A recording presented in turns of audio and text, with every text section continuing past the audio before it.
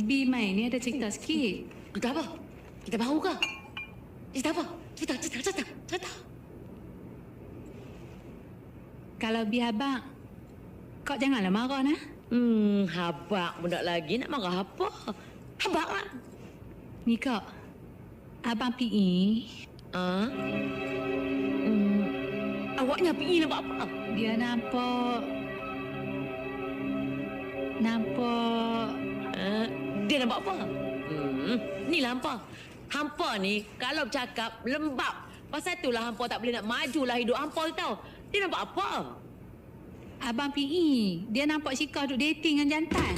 Ni, Hang jangan duk bawa main fitnah pagi-pagi rumah aku. Kalau Hang nak main minum kopi rumah aku, Hang boleh minum. Lepas tu Hang balik.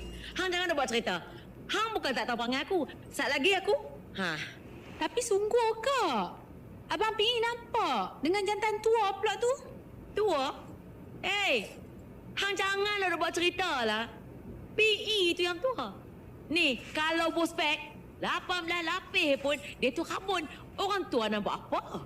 B, orang tua, anak-anak aku seorang pun takkan mau jantan tua lagu tu tau. Hang saja duk mau. Dulu aku dah kata dah, kahwin dengan Ali kaya raya dah. Tak mau, nak juga orang tua. Kalau Ali, bukan gelang takat ni pun hang dapat tau. Ni dak, orang tua tu juga hang ikut. Orang lain dah kata besar, rumah besar. Dia ada apa? Hidung saja besar. Tu pun hang nak. Anak-anak aku tak mau lah lagu tu, hang tahu tak? Hang jangan dah buat cerita. Jadi. Tapi kak, Cukup. Aku kata cukup.